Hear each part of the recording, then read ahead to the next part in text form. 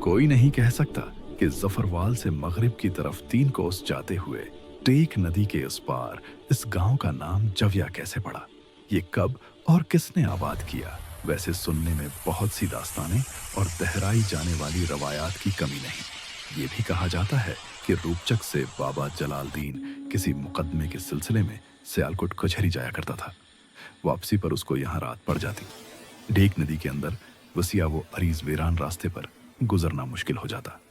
पलाशबा deck नदी के पानी से पैदल गुजरकर आर पार जाना इंतहाई मुश्किल, सब्र आजमा और तकलीफ दह हुआ करता था। खास तौर पर सर्दियों के मौसम में जब जाड़ा अपने चौबन पर होता, डेक नदी के यख बस्ता पानी में गुजरना जान जोखों का काम था। जिसम के वो आज़ाद जो पानी में डूबे होते, लगता था कि वो कट गए हों। सफा नंबर 9।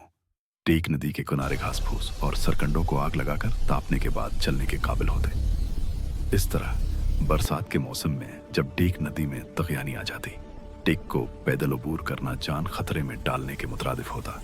गर्मियों में तपती रेत पर चलते तो पाँव में छाले पड़ जाते। चीट हाड़ की गर्मियों में जब टेक की तरफ देखते तो ऐसे लगता जैसे तंदूर अपनी आग बाहर फेंकता है। मशहूर था कि चड़ीलों ने अपने तंदूर गर्म किए हुए हैं। दूर से आता मुसाफिर पानी मिलने की आस लेकर कभी उस तपती रेत को देखता, कभी हसरत से गांव की तरफ देखता। उसी उम्मीद के सहारे डिंग पार करता। और साथ के 2 गांव कंग और किशनपुर थे। उनकी आबादी भी बहुत कम थी और उनको भी चोरों, डाकुओं या बाहर की बलाओं से बचने के लिए जविया की तरफ देखना पड़ता था।